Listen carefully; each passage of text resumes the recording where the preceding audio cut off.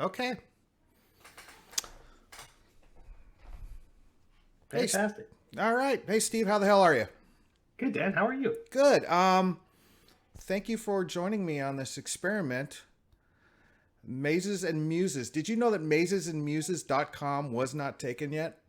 That's fantastic. So I jumped on it. So hopefully this takes off and we can have a That's great. direct link for it. So, but yeah, as if you're watching this, and I don't think anybody here is yet, my mother doesn't have Twitch, so she doesn't know I'm on. Yeah, Mazes and Muses will be, we're calling it Roaming the Labyrinth of Creativity. And it's basically Steve and I who both, I guess we consider ourselves creatives, correct? That's fair to say. I like to think I am. I'll let people read my books and judge for themselves. And we're basically going to, I think what this is just a round table between two creatives to inspire each other. That's great. To begin with. If this works out, and if we, this continues on, and hopefully it will, fingers crossed, we'll have other guests, we'll have other creatives on and discuss it. And what I hope to do is discuss with Steve, who is probably one of the most, he is very creative, and he's also the most prolific creators that I know. He's always cranking stuff out, and I need that sort of kick in the ass to get me going on my stuff. Well, so for folks who are tuning in and watching a replay, Dan and I have known each other since 2004. No, wait, seven, Something, maybe. yeah, something like that, yeah. Yeah, but we've never talked. Never had a discussion like this, never met face to face, or never met over any sort of Zoom or video call until just now.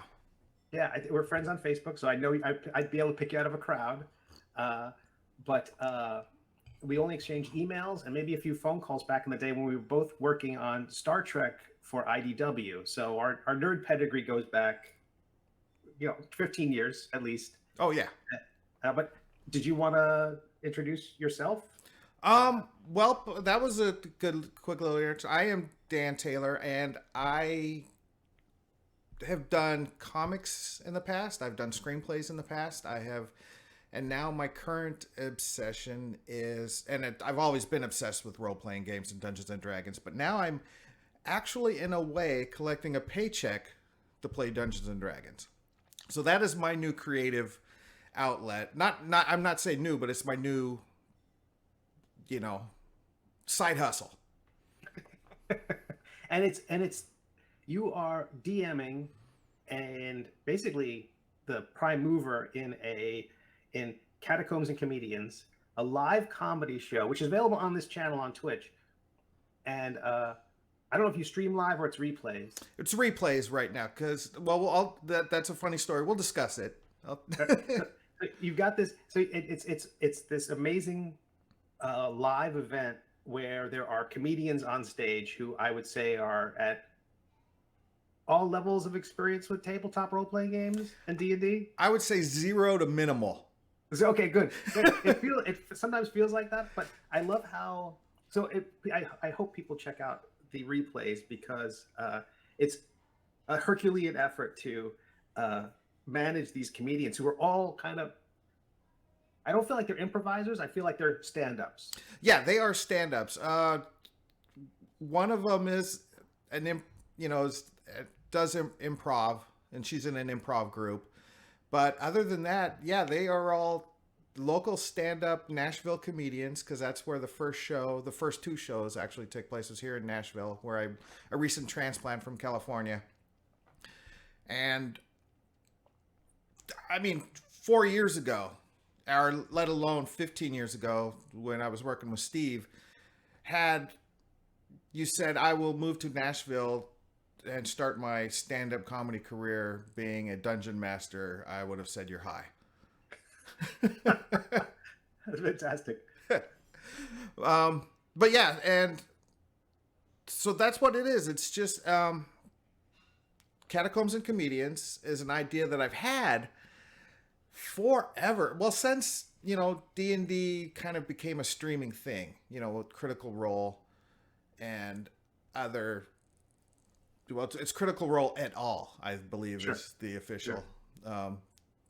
thing, and I have a long history with stand-up comedy. As I mean, we're talking 25 years ago.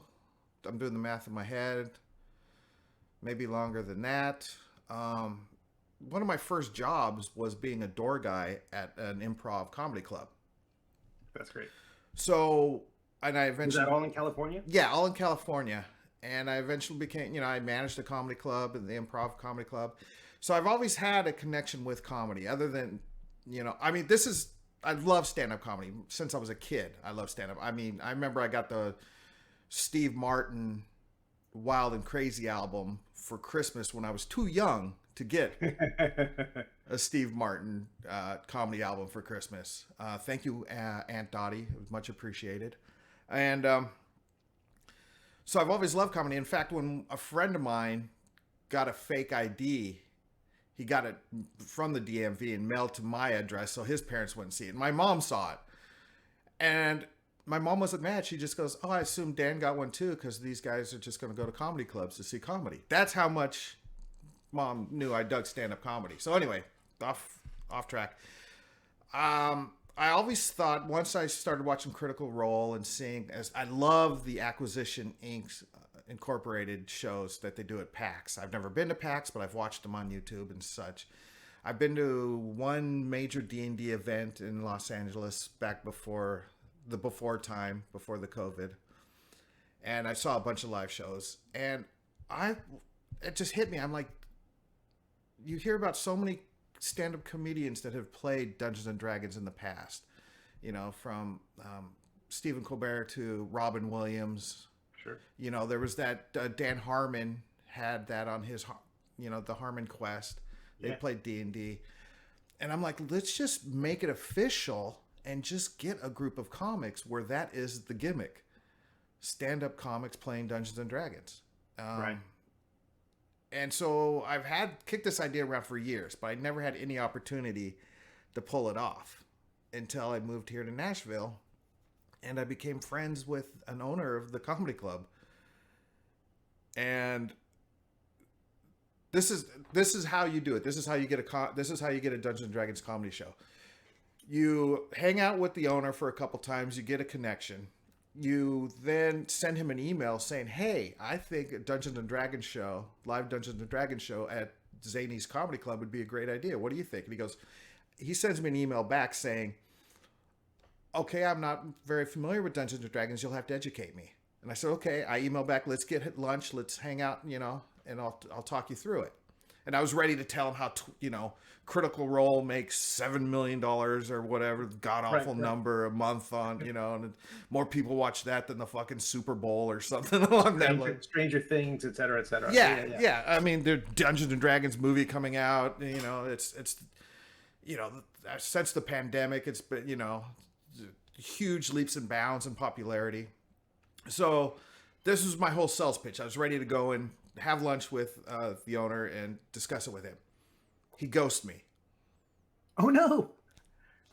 And I'm a friend of his, and so I'm like, okay, well maybe he just doesn't like the idea, or I don't know. You're sitting in the restaurant just waiting for your. Well, no, we never even got that far. Okay. When I sent the email saying let's get together, he sent me an email saying, okay. I mean, he never sent me an email back. He just silence. So cut to the Christmas party at the club.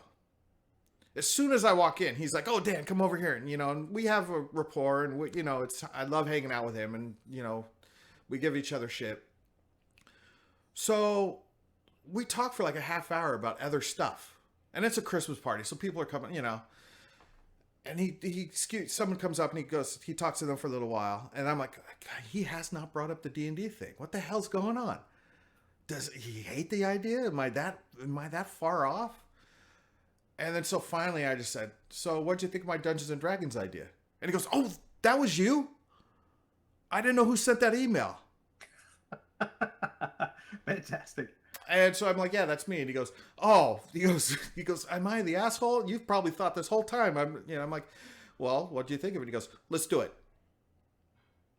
That was it. I didn't even have to sell him on it. I did So at that point, the wave of guilt was rushing over him, and he said, "I'll do it. I'll do it. I'll do it. Let's do it. I feel bad. I feel bad. Okay. Whatever you do, book it. Let's go." So all that stuff. What's the takeaway from that? Follow up emails. I think guilt. Just make I was your editor for Star Trek, and I don't think you ever pulled this on me, but I allowed so much shit to slide by because I just felt guilty with the talent. But anyway, so then and there, I met with the booker of the club, and we set a date. And I had never, ever in my life been on stage in that sort of capacity in an entertainment. I've done plenty of panels at San Diego Comic-Cons or Star Trek conventions where I'm there telling people how much they're going to love Steve's work on our new Star Trek book. And then I'll tell you the horrible story about when I was. I was the editor for Transformers 2 and my first Transformers convention. But, so that was my first time on stage, and I do not remember any of it. Oh, wait, so that was your first time on stage? Yeah. On stage? Yeah. So you've been following comedy all this time, but you never had aspirations. No. Did you have aspirations to be on stage? I'm kind of an introvert, but again, so are most comics. Huh. I don't have the discipline to go to open mics, to practice my craft of comedy, to get my tight 7 minutes that you need. So I went a very roundabout way, and now I just you've seen the video or listened to the podcast of I'm the referee of. It's like being a referee at a WWE match. It feels like it's sometimes, but I do like that you because immediately they were playing it like you were the dad. People should check it out, but they were playing it off like you were the dad and telling them what to do. And you were basically, at some point, you're like, hey, I will turn this car around. You had this control over them, and it was great. It was really great. I didn't get the sense that they were improv because they didn't have a yes and energy. They had a just kind of stepping all over each other's toes. But the crowd ate it up. Yeah, and what was amazing about this whole event is the club itself, the booker who books the club, Lucy, and I love her to death. Saw her I was at the club last night to catch Dave Attell, and she was amazingly surprised about how many tickets we sold to this show. That's great. I mean, we weren't a sellout. We didn't have Dave Attell numbers, but it was enough to where before we had the first show, she said, here's a date for your second show, announce it on stage. So, and I couldn't recall if the cast that you had from the second performance is the wrong word, the second game was the same as the first. Is it the same? Will it be the same cast from episode to episode? Here in Nashville it is, and I say Nashville because next week I am going to Huntsville, to the Stand Up Live Comedy Club in Huntsville. I saw that on social media. I didn't catch that it was a different club. Different comedy club. I'm taking the show on the road already. Wow. And in fact, that club contacted me. Wow. And said, that's great. Hey, and I mean, the same owners own both clubs, but still, that means, that's awesome. Yeah. So, and that is this Wednesday. So as soon as you and I are done talking, I'm using this to motivate me to plan what I'm going to do with them. So it'll be a different group in Huntsville. Okay. So yeah, I had the same group in Nashville, except for the second show in Nashville, we had a guest player, Aaron Weber, who is very popular local comic, but he's also on Nate Bargatze's Nate Land podcast, and he's recently on a Netflix special, and he's starting to break. He's breaking. I mean, and he was such a good guy, so nice. And I said, hey, Aaron, you want to be a guest player? And he's like, sure, I'll do it. And he was so professional. If you listen to the first show and the second show, and we had the video of the second show where Aaron was on, the players stepped up.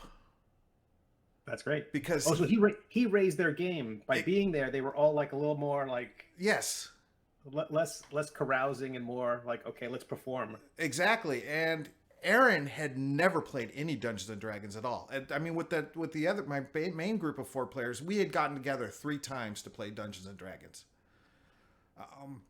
We Oh, right. They referenced that, like your wife had made cookies or something like that. Yeah, exactly. I had them over to the house, and like that third time, we just did practice combat.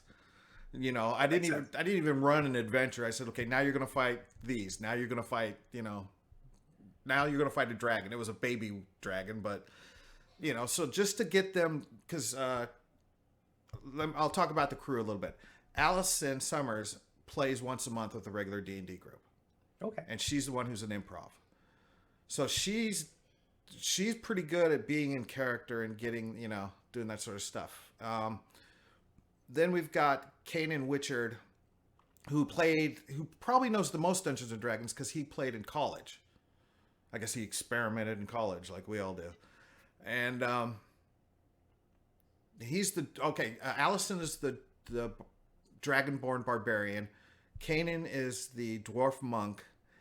And then we have Tanner Newcomb, who refuses to learn how to play.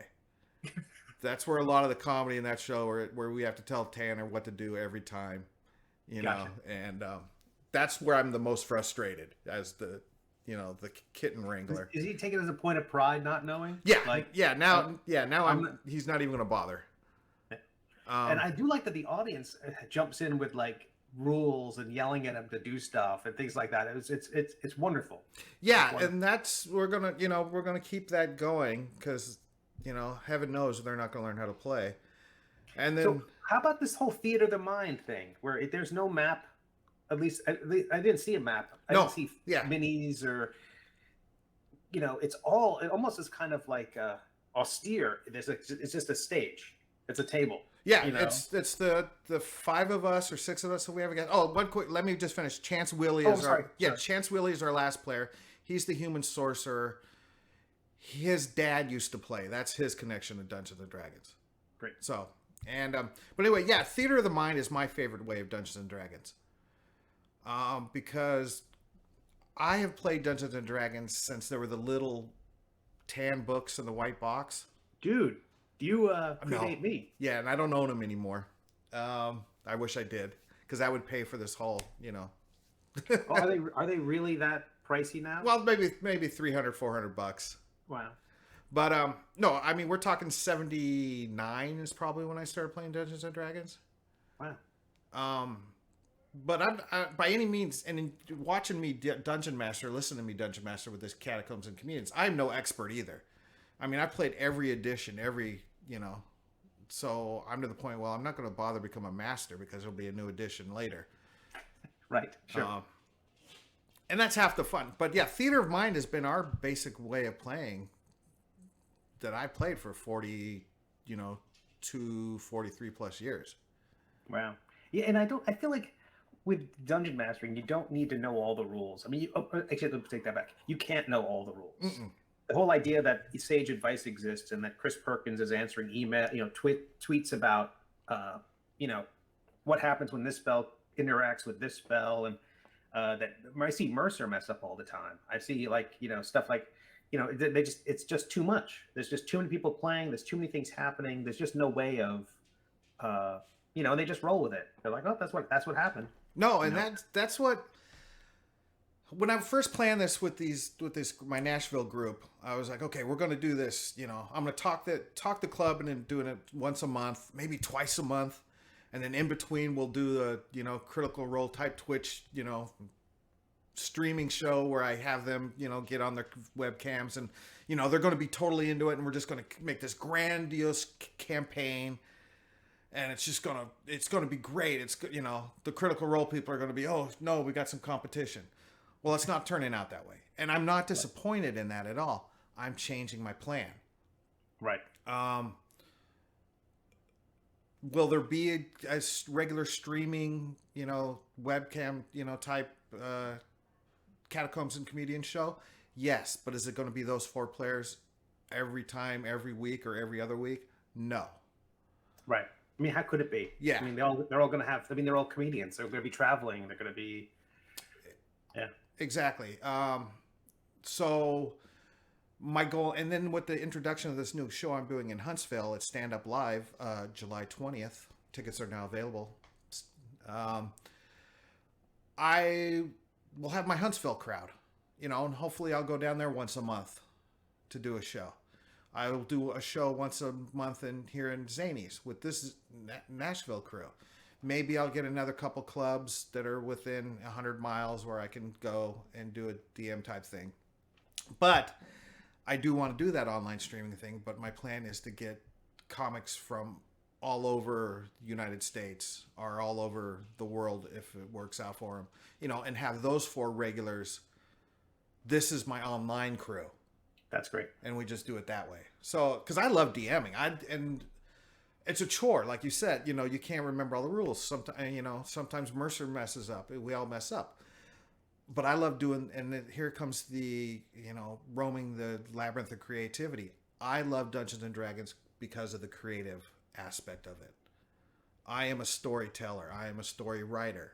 I've had my comic books that I put out. I've had my screenplays that I've written.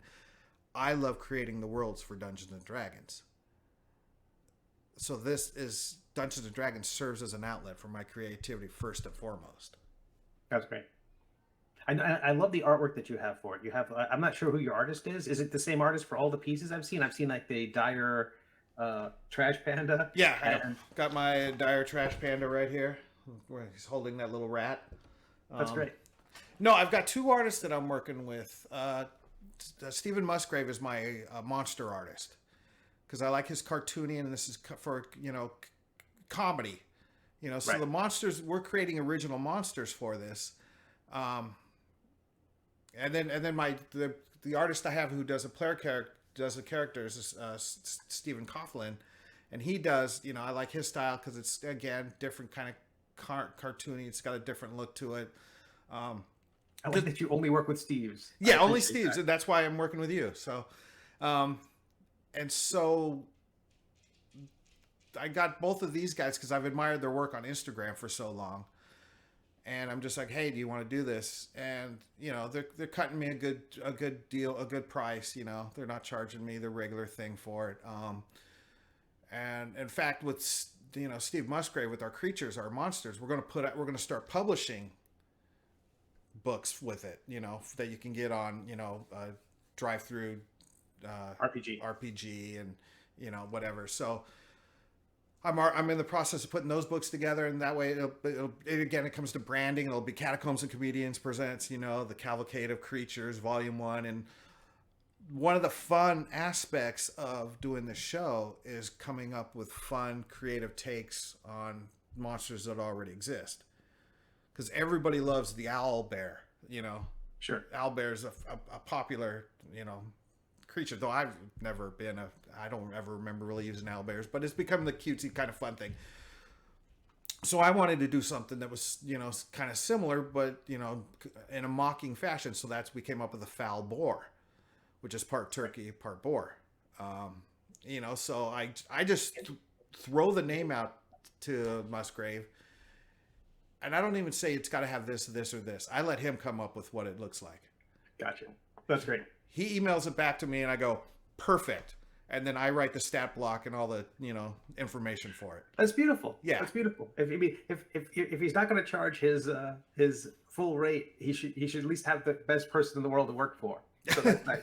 So we just and occasionally, sometimes, like with the first Dire Trash Panda that he did. He sent it to me, and he goes, he didn't even like it. He goes, I'm not sure what's right with this. I go, well, maybe he shouldn't be standing up on his hind legs. Maybe we just, hunch him over, make him a little less, humanistic. And then he nailed this one. It was perfect. And I think I said, maybe put red in his eyes. That's the extent. All he's got to do, because he does all his work digitally, so he just has to hit a couple buttons. I'm not going to ask him to redo a whole thing. Hey. People think digital is so easy. Oh, I watched you do those damn miniatures. Let's talk about that for a little while. What? So for folks who don't know who I am, my name is Steve Conley. I'm a cartoonist. I've been making comics for coming on 40 years. My first comic was self-published. I mean, more some before that in college, and high school and elementary school and all that. But my first published comic was in '94. It's a terrible independent comic, not worth hunting down. Um, and I started doing webcomics in '98, and I've been doing webcomics kind of off and on ever since. I kept trying to take a stab at, let's try this, let's try this. Kept throwing things at the wall, see what would stick. And what the latest one I'm working on is called The Middle Age. I've been working on it for 6 years. 6 years on Monday. It'll have its birthday. Happy anniversary. It's the first thing I've done. I mean, I don't know if it's the crowdfunding opportunities with Patreon and Kickstarter that have kind of helped this thing survive the way the others didn't. I don't know if I just gotten better as an artist. It's maybe more my speed. It's fantasy. A lot of the other stuff I've done with science fiction, it was fine. Astounding Space Thrills with stuff was fine. But The Middle Age is it's been well received. Eisner nominations and Ringo nominations and all that stuff. And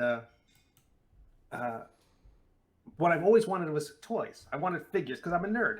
You see behind me, I just got tons of figurines of little characters, and yeah, exactly. And I love them, and I love them not just because this thing ties into a memory or ties into something I like, or I'm a fan of this thing, but it's also the artistry of the thing. If like the way the pose is, or the sculpture, or how the character's moving, or the expression on the face, or something like that. And I've wanted figures of my own. I want to make my own, and then. I just could never find the artist. I knew I'd be a terrible client. I knew I'd be an absolutely, like, you're being very nice with your army of Steves. But, I mean, I know I would be like, hey, can you make the eye a little taller? Can you lower the ears? Can you change the expression? Can you, blah, blah, blah, blah, blah. I would be terrible to work for. So around 6 months ago, I started teaching myself how to sculpt. And at the same time, I was teaching myself how to use Twitch. We have minis now. I've sculpted them myself using a program called Nomad Sculpt on an iPad. I'm going to put this in front of the screen, hopefully to help with the focus of the thing. I'm not sure if that's in focus. Oh, yeah, that works. But so we just had a Kickstarter.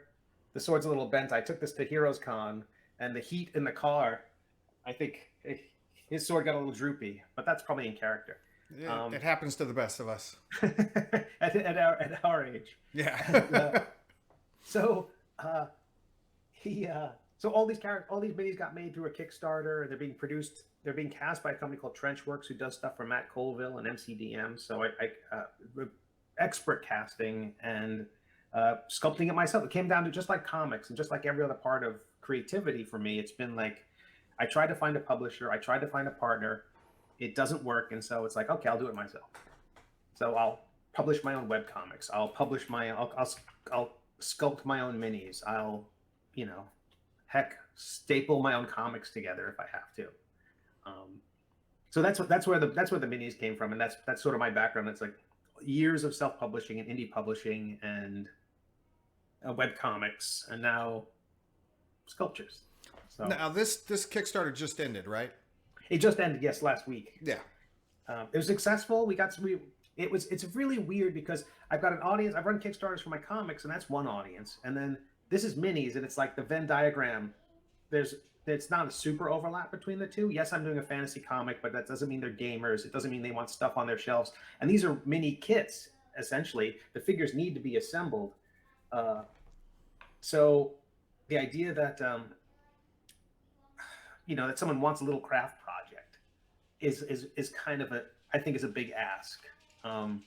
But it meant I had to do stat blocks for the characters. I have one of the stretch goals is a subclass for D&D, because again, my D&D, I don't go quite back as far back as the little booklets, as the zine sized. I'm like red box and blue box guy. No, that's just a couple years later. Yeah. Yeah, coloring the dice in with crayons. Yes. And but there was a long gulf between me playing D&D and those editions. I played in college, and then that was it. 25 years of just focusing on comics and doing all that stuff until the pandemic hit. And a friend of mine said, hey, do you want to play again? And I had played, back in the day, I had played Dungeons & Dragons, Traveler, Star Frontiers, Gamma World, Gamma Marauders, even Gangbusters one time. How about Boot Hill? Boot Hill, I don't. We had never played it. Boot Hill was kind of our joke. Good. Yeah, I was like, if everything else caught fire, we'd play Boot Hill. Star Trek, the FASA game. I've got a box of it right down here. In fact, I got almost every iteration of Star Trek role playing game. Obviously, I was so enamored with the art on those books, the kind of color outline on the Orion guide, and I still have an audio cassette. I game mastered a game of Star Trek way back in the day, and as a clue for I kind of with a tape deck and another tape player in the background, I had assembled this distress message where it had the Star Trek sound effects in the background. It was awful. I need to digitize that and share that with people. Oh, really yes, you do. Yes, you do. It's terrible. It's terrible. But real quick, just on Star Trek, do you know the latest edition of Star Trek role-playing game, Star Trek Adventures by Modifius Games?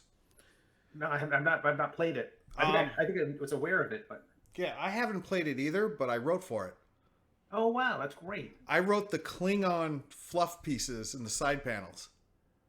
That's fantastic. So that's my only professional RPG work.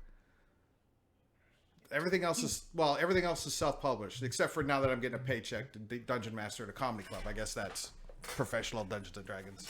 I think my only RPG credit is Mutants and Masterminds. I did their Game Master Shield artwork, and I did artwork in one of their villain compendiums. Mm-hmm. I think that was my only.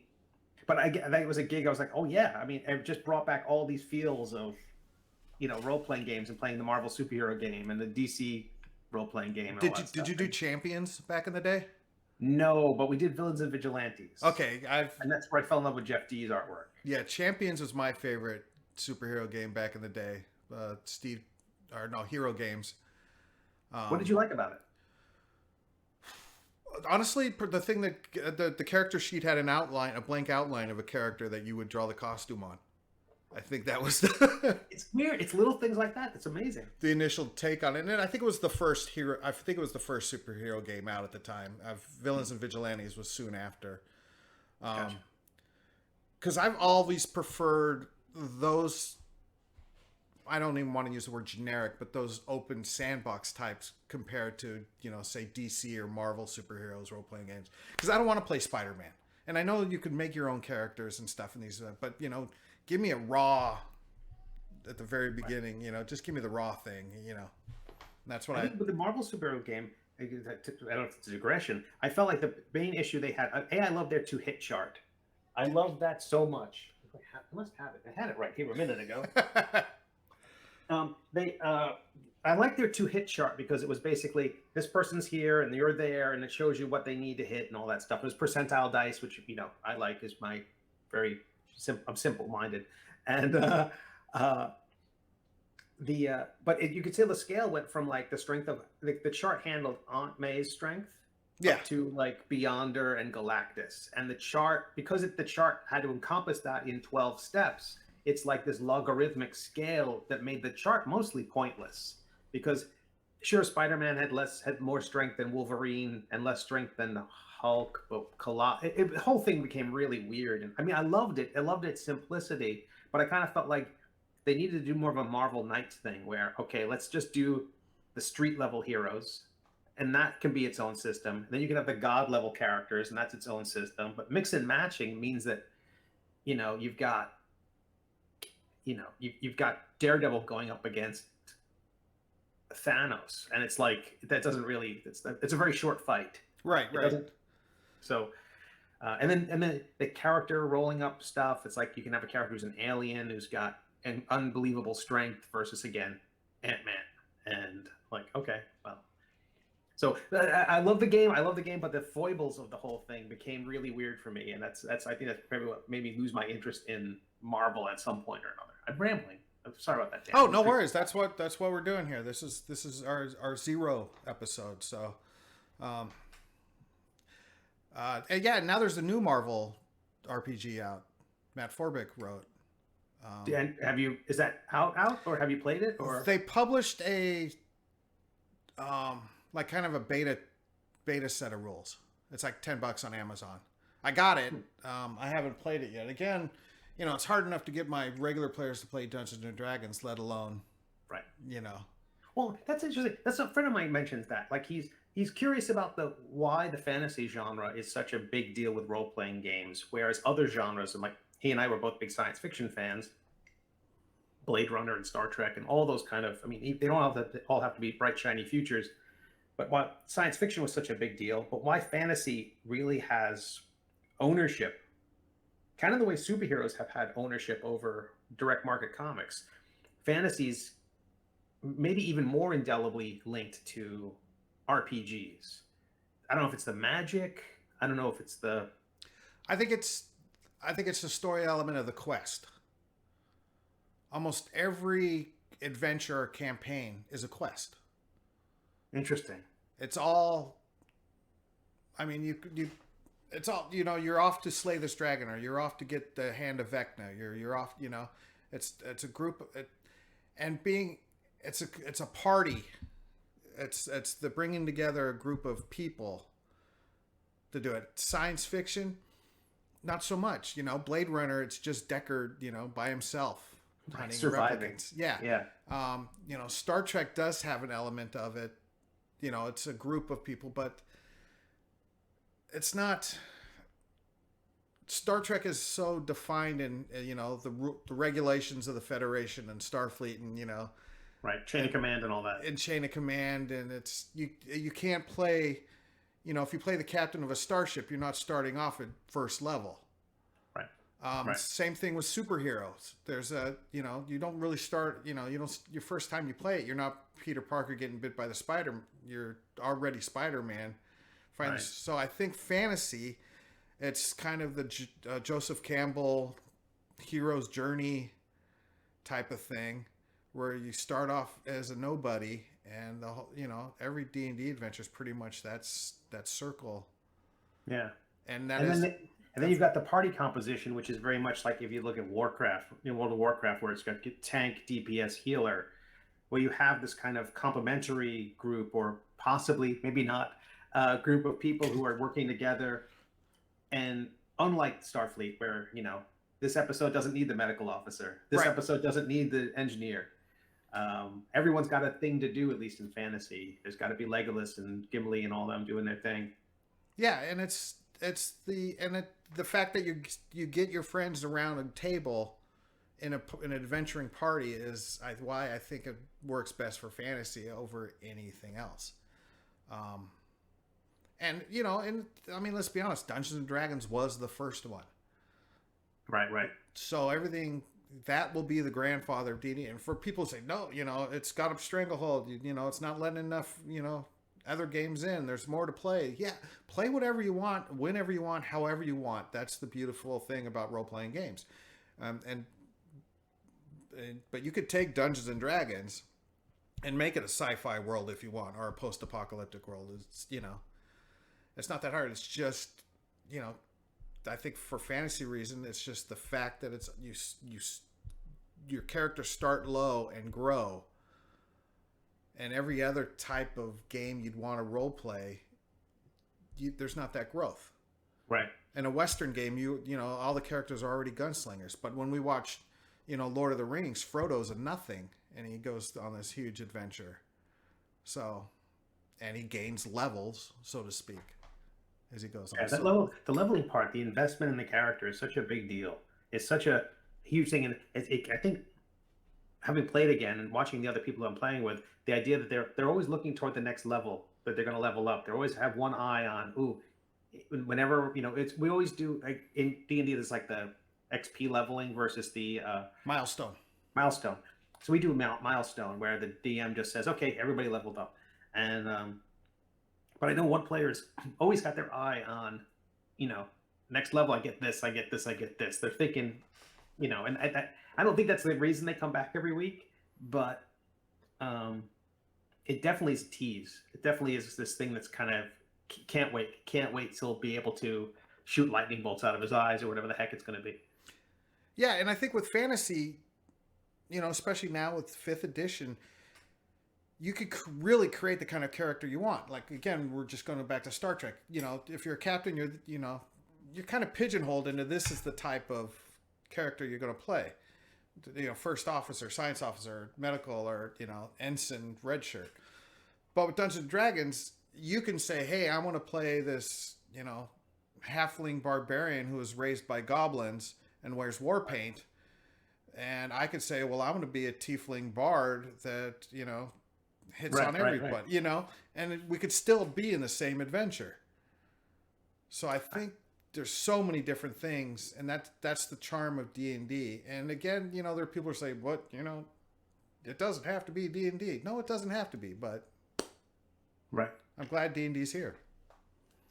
Yeah, the power level thing is very interesting too.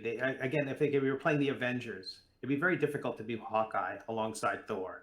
You have to be a very certain kind. You got to be a specific kind of player who's going to be very happy shooting arrows, Mm-hmm. versus a guy who's hurling lightning bolts and dropping thunderstorms on people. Um, so it's weird that power imbalance can exist in some genres, and we're like, well, that's fine. Um, but with D&D, it's so weird. Again, I'm a huge fan of Critical Role. I came to it late, really into the second season, um, uh, and I love that every one of the characters feels like the main character to them. Like every one of those characters, they're so interested in their character's arc. They're interested in their character's story. There's not a superstar. Each one of the characters, there's certain levels of popularity each actor has and brings to it, and the way they construct a character can be more popular than others. But I feel like every one of them gives the other player an opportunity to shine. They're all very generous. And Mercer is super interesting to me, as when I grew up playing D&D, the DM was almost our adversary. Right. Like, we were playing against the DM. And that you see that in Critical Role too sometimes, where it's like, the bad guy does something and they get angry at Matt briefly. But he is so nurturing. And I think that's one of the reasons why it succeeds or it's gained popularity, and that and its regularity. The idea that every week, is it Thursday yet? That's such a huge deal. So having so much content and his nurturing, his quality of being a good storyteller and a good world builder, but at the same time, just whenever something happens, he never turns into that rules jerk. Mm-hmm. And he seems genuinely happy when his players succeed. Whereas I've been in cases playing games back in the day where, when we beat the bad guy and the DM's like, I hate this. You could just tell you've upset your friend because you crit the bad guy. You know what I mean? It was just like, it's weird. It's such a weird dynamic. Yeah, I mean, and taking that with my Dungeons and Dragons over the years, like I said, my favorite part is the world building. So when I started this Catacombs and Comedians, I was, okay, I'm going to build this and the specifics, and I'm working on their backstories, and okay, this is how this is going to go, and that way, if I put this in this character's backstory, I can do a callback on adventure, number 14 when we get to that episode. It'll all work, and it'll all Sure. And then that first night, I'm like, whatever. It's just. It seems like you're going to have to kind of force a story onto the madness that they're doing. Like, you're going to have to say, like, okay, well, we had a whole subplot there and they walked right past it. Yeah. Fair enough. And so, and like when I do one of those, so far I've only done 2 of those shows, and I've got 4 pages of note, like just an outline. And I've figured out now better how it's going to work, where, I don't get hung up on the specifics, because they're so worried about their next joke that they're going to make. They're not listening to me explain why it is a ruby red as opposed to a blood red, Right. So for the Huntsville show, are you going to basically do what you did for episode 1, not spoilery, for Zanies? Sort of. Again, I'm with Catacombs and Comedians in this world. The basic part of it, and I'm kind of pulling in the comedian aspect of it, is there are adventuring agents. Like, I've got a business card right here. This is Ari Gant, agent to the adventurous, and I had this at the show because I put them on the table, and there's a whatever it's called, the QR code on the back, where people at the show could use their phones, and it would bring up the stat block and illustration of this character. That's great. and a download for the PDF if they want to use it in their own games. Are those links available yet on the? Oh, I see the face on the checking the Twitch page. I see you got the links there. Excellent. And so what I would do is, you know, and I would. This is one of the fun things. Let me get back to back. So with this story, there's adventuring parties, and so these agents get groups together. So this agent got these four together, found them a job, a quest to go on, and the agent gets 20% of whatever they find. You know, whatever Something the comedians can relate to. Exactly. And so when I go to Huntsville, they will have an agent, probably the same agent, will send them on a different quest, but it'll be the same basic kind of setup. Like in the first one here in the South, you can't swing a dead displacer beast around here without hitting a Cracker Barrel. So I had my group meet at a Cock and Barrel, which is my version of, you know, and they were in the village of Nash. There was, you know, I created a hot chicken monster, since that's the main dish here in Nashville is hot chicken. And I unleashed that on them in the first adventure. That's why when I go down to Huntsville, their minor league baseball team are the Trash Pandas. Nice. Rocket City Trash Pandas. So that's why we have the Dire Trash Panda. That's great. So now I am tailoring my D&D game to where I'm playing the game with these. And like Waffle Houses are another big thing here in the South. So I have the Awful House, the OFFAL, where they serve intestines and stuff, you know. And so they'll meet there. So it'll be kind of the same adventure, but different. You know, are you selling Awful House T-shirts yet? I've got the logo designed, and you know, I'll be sharing it later. It's already.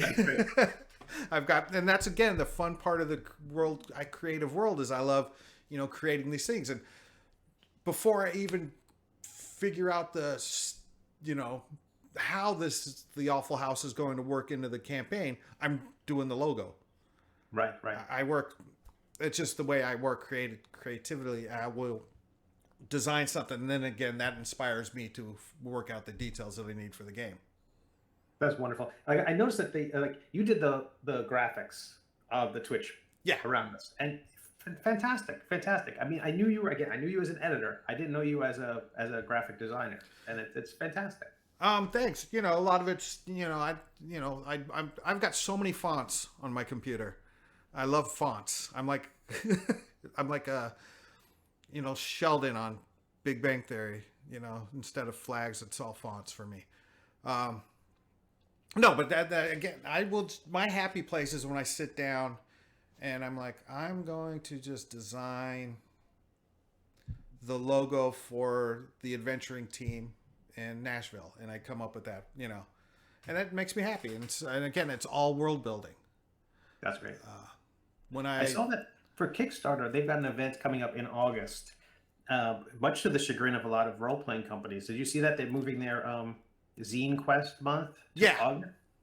So I had a stretch goal for my campaign that we didn't hit, which was this Intoximancy subclass for magic. I was going to say magic users because I'm old. Yeah. For wizards. I still like magic users better. It always sounded stupid, but now it's grown on me and I like it. So I'm thinking that's what that will be. I'm going to do the tiniest of Kickstarters for it, where like the digital edition might be $3. And if I can see how cheap I can make the print thing happen and make the campaign's goal like $50, like the smallest thing in the world. And my whole hope is that the people who come over from the gaming side, and it's also one of the reasons why I thought this stream would be interesting, because if people from the gaming world can discover my comics, that will be beneficial. Like, so, you know, not expecting to make a nickel from the stream itself, and not that everything in life has to be mercenary, but it's, you know, but everything in life at some point has to, you know, every month has to have me paying my rent. So sadly, because of that reality, I have to always think about things in those kind of mercenary terms, sadly. No, with this whole zine quest, I plan on doing the same thing. Since I'm already working on these monsters to put in a book that we're going to release later, why don't I just take six or, not six, maybe 4 or 5 of them and put them in a little zine, And you have the art. Yeah, I've got the art and Yeah. and I'll just boom, and again, because I've done Kickstarters before for my comic books and they are such a pain in the ass. You know it. Especially with fulfilling and doing all these things, but with this little zine, if I just say here's the digital version for next to nothing, Right. and basically considering that as promotion, Right. and then Everyone who signs up to support you on this one, if they love what they get, will support you on the next one. and then if I just put a ceiling limit on 50 physical copies, I can sit on my floor and staple 50 zines together. Sure. And just, rather than, 600 or 800 or, Right. 50. If you don't get in on this 50, tough, Right. you just, Yeah. There's always a digital. There's always digital. get the digital. And again, it's not to make money on this thing. This is just to get Catacombs and Comedians seen more. Because, I mean, Kickstarter, as much as a revenue platform, it's very much a promotional platform. Heck yes. People don't think of it that way. Yeah. So that's why I want to do Zine Quest as well. Yeah. Because suddenly people are looking through zines, and yes, this might be a whole mountain of them, but there are people who are going to walk past your booth. It's like being set up at a comic convention. People will walk past your project and take a look at it. Mm-hmm. Yeah. And then again, when people are happy with it, and then you run the hardcover collection in 6 months or whatever of all the monsters, those people will come back because they're happy with what you had before. And so those are 50 people you wouldn't have had the first time. You wouldn't be starting cold when you do the next one. No, and it's exactly, I mean, it's telling me we've got 4 viewers right now, and that's great, but nobody knew we were going to do this. Right. Until, and so we, Well, I told a few people, but it is early. Yeah. For 11 o'clock is not early for you. But for live streaming, it's like, I think people will catch the replay. I'm optimistic that our replay numbers will be fantastic. There was a method of my madness for choosing this time, because there's a very popular creating D&D Twitch show that shows every Sunday that ends just as about ours is starting. Oh, wow. So my goal is hopefully we'll get Genius. viewers after that. Again, I would just like, if I could just create and not have to hustle and hawk so much, it would be awesome. But again, you have to think this way and that way. And that's Orson Welles. He said that line about, he said, I got to work with the greatest paint box and toy train set in the world if I didn't have to spend 90% of my time hustling. Yeah, it's all hustle. And again, that's why, this if I do this Kickstarter Zine Quest, which I'm going to do for, Catacombs and Comedians Monsters, it's going to be very limited, very little, not a lot, with stuff I already have. I'm not looking to get rent money on this. Perfect. Yeah, just to get it out and have fun. Because I mean, I had, my Hero Happy Hour comic books we've done on Kickstarter where there were, thousands of dollars and the fulfillment. And, it's so tough, It's stressful. Yeah, and there's always a couple that fall through the cracks, and it gets to the point where they contact you 5 years later, and they're like, "Hey, I never got this," and you're like, "Dude, it's over." You, I can't. Well, to me, it was like PDF links. It's like I make PDFs available in my comic, and then someone's going to write me back 6 months later, say, "Hey, the link is expired." I'm like, "Yeah," but I'll rehook it up for them. But it becomes this. In some ways, it does become a customer service. Yeah. So you've got customer service elements to it. You've got fulfillment elements to it. You've got, the advertising elements. All the management of a Kickstarter is just so much work, and so much stress because there's a thing with I feel like my last couple, I've got my mailing list. I've got my audiences. I'm able to reach out to them. They have nice, strong starts. 2 weeks later or a week later, I've already reached out to everybody they're all aware of it.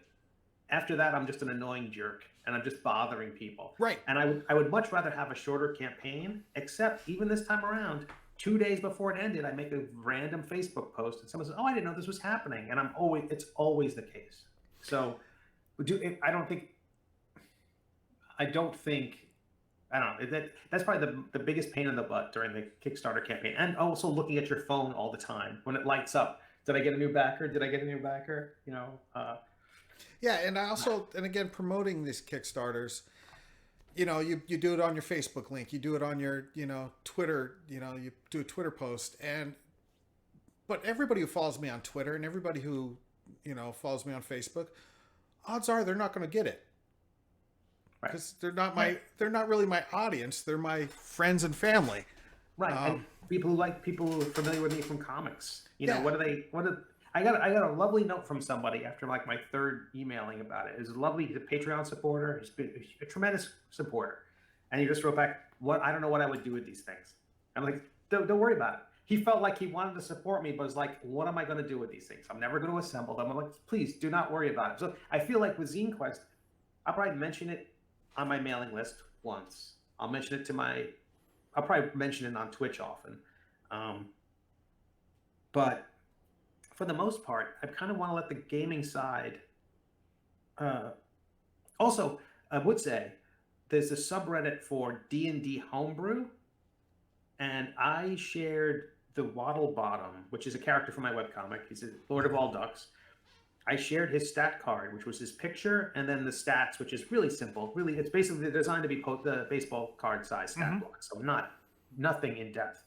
I shared that, and it got a lot of views and a lot of likes. And because if you share multiple images with a Reddit post, each image can have a caption, and each image can have a link. Whereas if you only post one image, it's just the image and the title. There's no link. There's no caption, but multiple images. And I see people who do Patreon for promoting, and check out D&D Homebrew. If you might do great there. You post the artwork of the creature, the stat block, and then the third image that you generally share is the Patreon promo graphic they've created. Okay. And that Waddle Bomb was seen by 2,500 people. Way more people than I thought would have seen it. I also then shared one for the baby dragon, and boy, did that get torn up. People did not like my take on dragons because it was like you tell them what about ducks, and they're like, oh yeah, okay, fine. This is uncharted territory. You can do no wrong. I created a god. My Waddle Bomb character, he flies 90. He's just crazy, unstoppable killing machine. But the baby dragon, they're like, this is all wrong. Basically they were. Well, anyway, sorry, what is it, the phrase? Well, actually. And I got a lot of well, actuallys. Yeah. So, no, just before we came on, Steve sent me concept art for a new creature we're working on. Because, again, in the South, I wanted to come up with a creature that works. And so I'm designing the Dragonado, which is a dragon that does his breath weapon is tornadoes. Nice. And again, it's, he did send me a picture a couple days ago, like, here's the concept. And I went, okay, this looks a little too cartoony, a little, not threatening enough. Basically, it looked like Pete's dragon because it had little wings. And I said, make the wings bigger. But, he added an element that I really like instead, with, that fin or whatever a lot of dragons have. He has like a pipe holes that toot out air. And I'm like, yes, we'll put that in and love it. So I got the new illustration just before we went on. I'm like, yes, I can't wait to see this color. That's going to look so awesome. So that's, so when I stat this one together, and that was another thing. Let's talk about monsters. And did you figure out the stat blocks for everything yourself? Mm-hmm. Okay. That was all, especially with this new 5th edition, is what scared the hell out of me. Because I remember like 3rd edition, and like with Pathfinder, 3rd edition were very similar. There was a very mathematical way of creating creatures. And with this 5th edition, there's not. And I'm always worried that I'm going to get the challenge CR rating wrong. Yeah. And then I figured, screw it, so do they. Yeah, I left CR off my characters. That's because probably smart. My feeling was that they're impossible because, like, you fight a ghost which might have a CR of a half, and it's unstoppable killing machine. And you fight something else that's got a 3 and it's dead in 1 round. And it's CR is. There are videos on how ineffective it is. For people who don't know, the CR rating is meant to be a shorthand for a dungeon master to be able to calculate quickly, depending on the level of the party they're facing and the number of people they're facing, how to assemble a group of adversaries, in moments. And unfortunately, that system fails in many ways.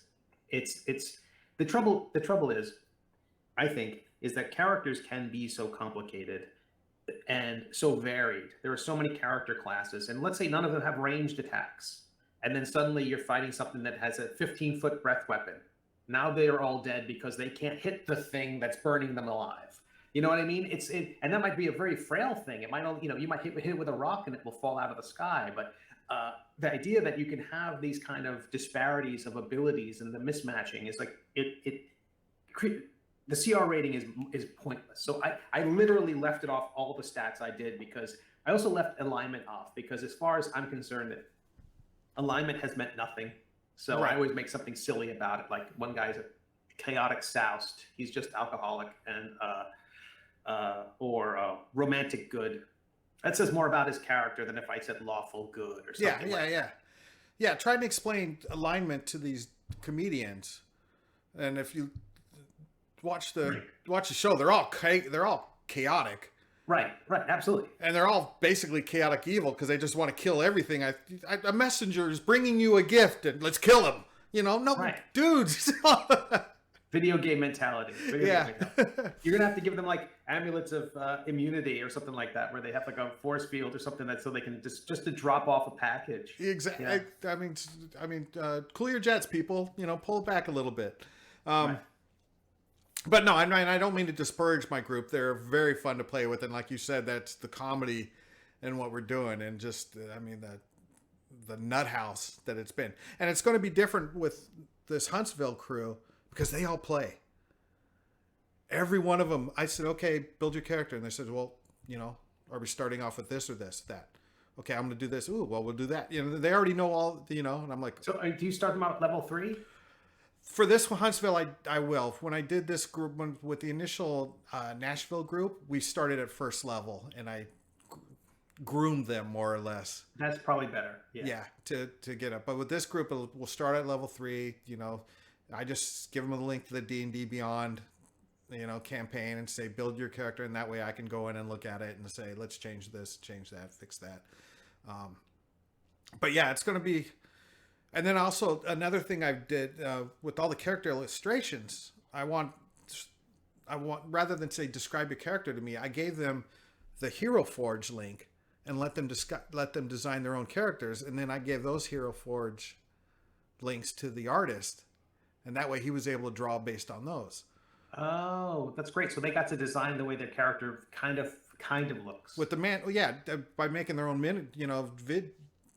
video or digital image of the miniature, and That's then right. I just and then this game in Huntsville, we're playing one character is a female half-orc barbarian with a hand puppet, just because she saw the hand puppet as an option. And I asked her, what's the hand puppet? She goes, I don't know, I just thought it'd be funny to put it on.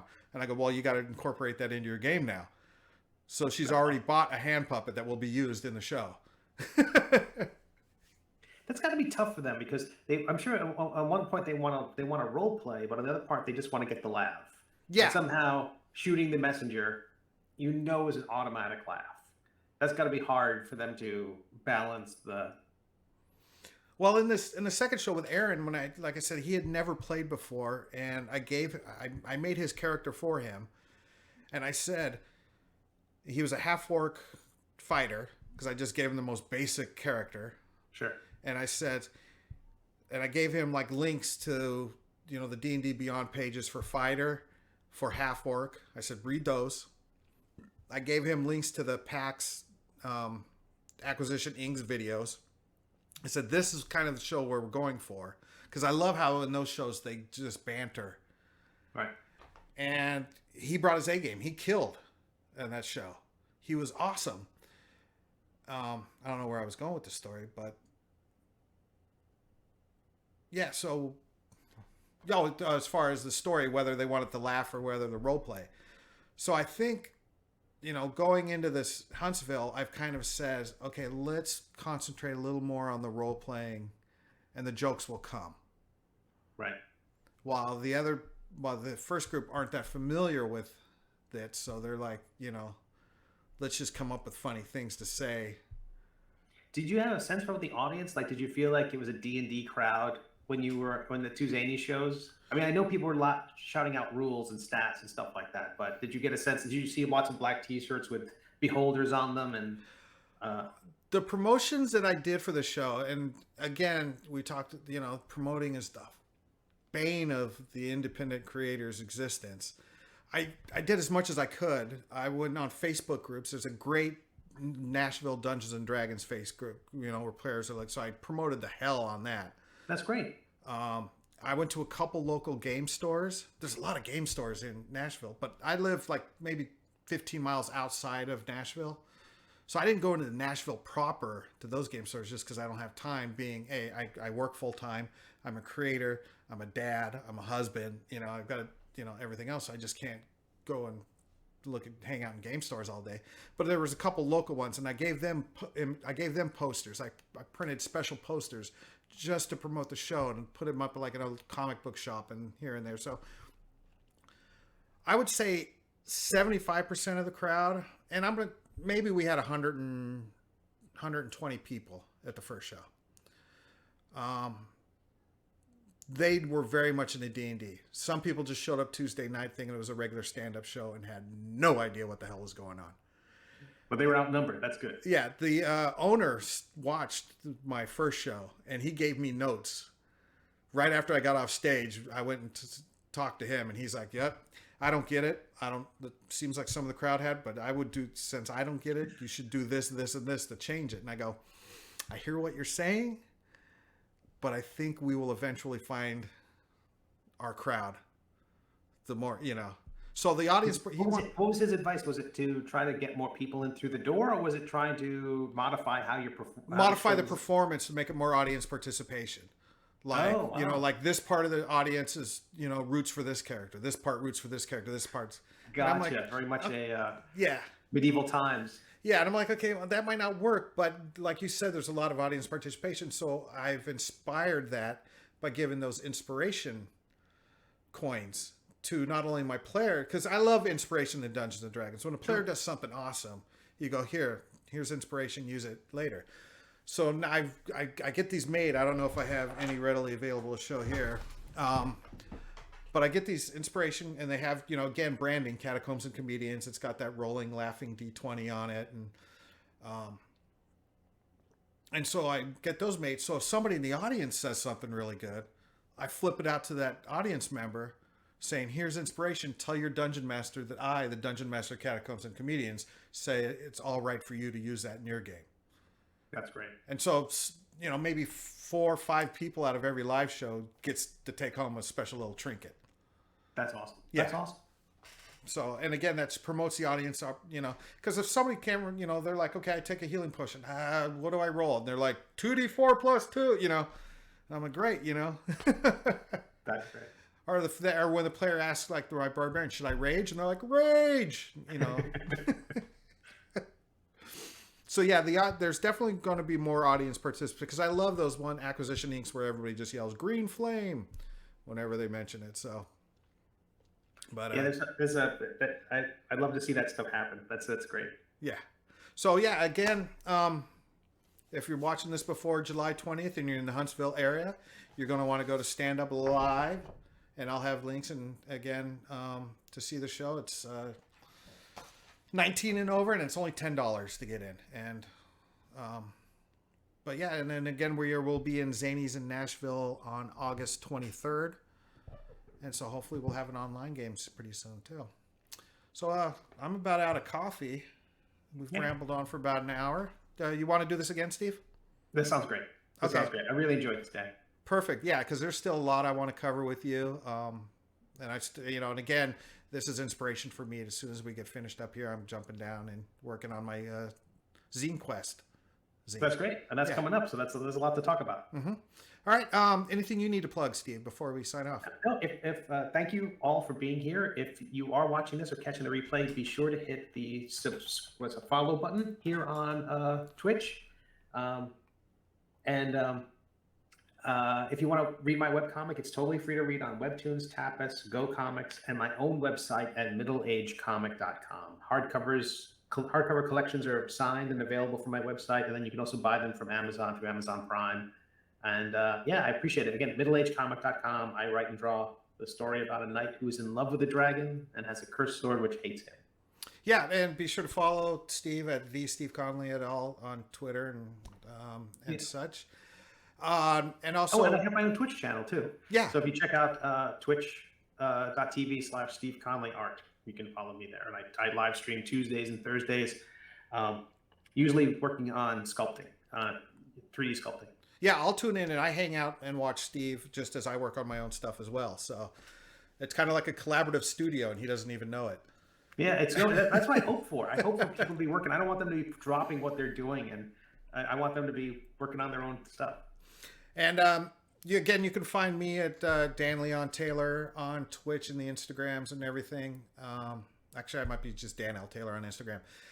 And Catacombs and Comedians has its own website, and there is Zero Level Media, but the numeral 0 LVL Media, which leads to the Zero Level Media Patreon, which will have exclusive Catacombs and Comedians stuff. And that's where you see all the behind the scenes stuff that I'm doing for Catacombs Comedians. If you want to see the notes to my games, if you want to see the monsters I'm creating that I'm going to unleash at the players, if you want to see the stat block for the Foul Bear, you can find it there.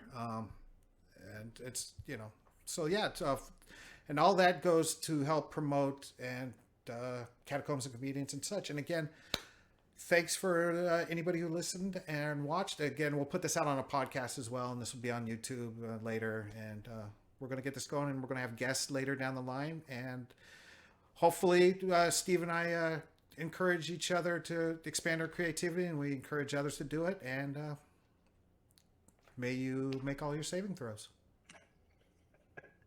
Thanks, Dan. All right. Thanks, Steve.